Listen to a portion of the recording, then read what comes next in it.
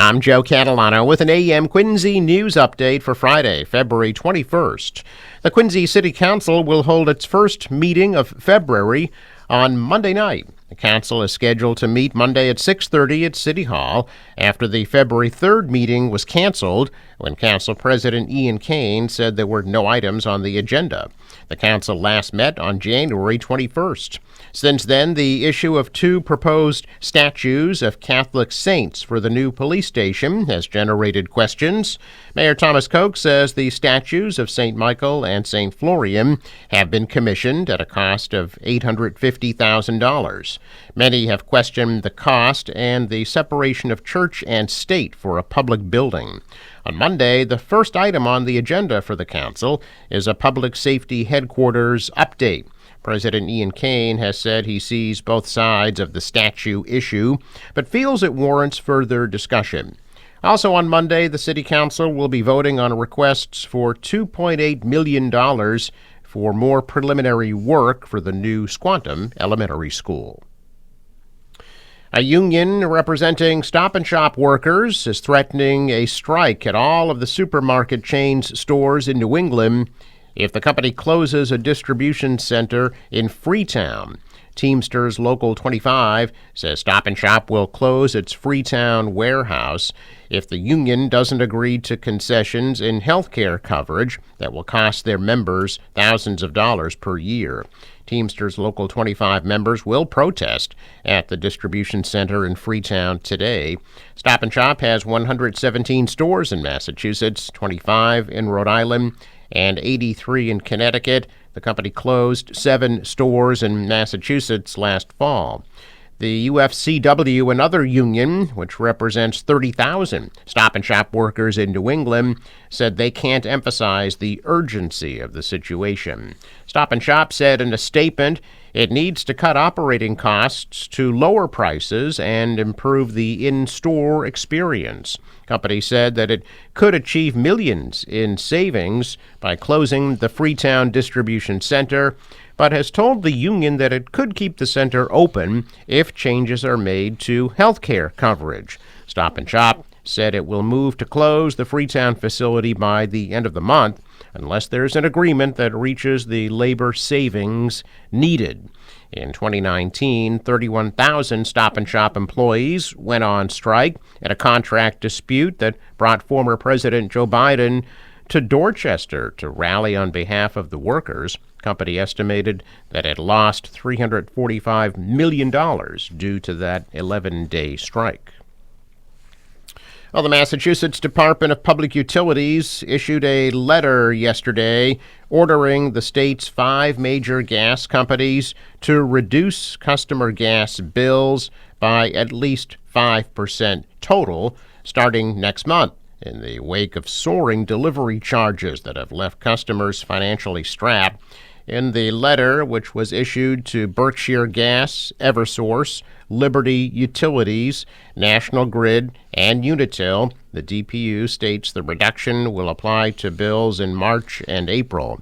The letter comes in response to customer outrage after 30% rate hikes approved by state regulators at the DPU, combined with an exceptionally cold winter, fueled bills higher than many customers have ever seen. However, this is a temporary fix and only applies to customer bills in March and April, as that's when the winter heating season officially ends in Massachusetts. The DPU said they are unable to direct the utilities to reduce delivery charges in February bills. Gas companies will be allowed to recover the money lost to the cuts during the warmer spring and summer months, and will also be allowed to charge interest. Delivery charges on gas bills have skyrocketed in recent years, rising anywhere from 30 to 38%. Delivery now far exceeds the price of supply on a natural gas bill in Massachusetts. The rate hikes are linked in part to a jump in required funding for the Mass Save program and other state-mandated energy efficiency and green energy policies that were approved by state regulators at the DPU. Eversource and National Grid said they had no choice but to raise the rates because of those state-mandated policies. An Eversource spokesman said the cuts will come from the local distribution adjustment charge, which is on the delivery side of the bill. It also includes the state policy-driven charges. Mass Save pays customers hefty rebates to switch their heat away from gas and oil to electric. The program is reauthorized by the state every 3 years, and the new plan, which takes effect this year, is at 25% or $1 billion more expensive. New England ratepayers pay some of the most expensive utility costs in the nation. The DPU is telling all 5 companies to submit proposals by Monday detailing how they'll implement the reductions. The order only applies to the state's gas companies. A Massachusetts man has pleaded guilty in federal court to trafficking cocaine and illegal guns in and around the Boston area. 33-year-old Malcolm Desir of Brockton pleaded guilty this week to 4 counts of cocaine and firearms violations. He'll be sentenced on May 28th.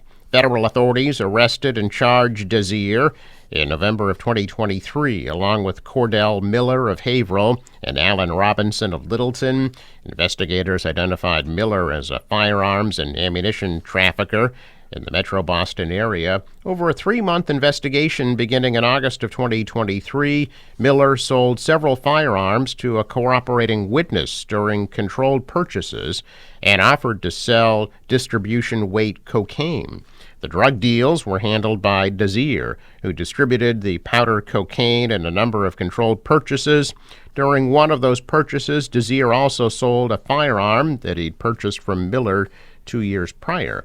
Investigators recovered more than 1.5 kilos of powdered and crack cocaine, unknown prescription pills, signs of distribution, and 2 illegal firearms during a search of Desir's home. Robinson pleaded guilty last month and will be sentenced on April 15th. Miller pleaded guilty this month and will be sentenced on May 7th.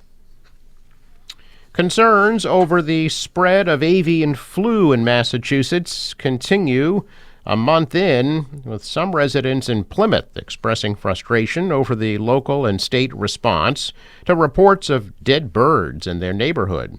Local avian flu concerns began in mid-January when dozens of birds were found dead in Billington Sea, a pond in Plymouth. To date, nearly 300 animals have been removed in Plymouth between the town and the state. Mass Wildlife will not respond to reports of dead or sick animals if there are fewer than 30 of them in one area. It also won't collect an animal from private property. The division suggests that if someone chooses to get rid of a bird from their property, they should use proper personal protective equipment and double bag it before putting it in the trash. Plymouth said it intends to recover dead and sick animals at Long Beach next week. The MBTA Red Line will be suspended between JFK UMass and Braintree on Saturday and Sunday for signal upgrade work. Free shuttle buses will make all stops between JFK UMass and Braintree, and the commuter rail will be free between Braintree, Quincy Center, JFK UMass, and South Station. The Quincy Symphony Orchestra's Classical Concert 2 will be held this Sunday at 2:30 at Quincy High School. Admission is free. Check of business news. Stocks pulled back. The Dow is down 450 points. The Nasdaq lost 93. The S&P fell 26. Global markets are mixed. The dollar rose, the euro is down, and oil at almost $72 a barrel.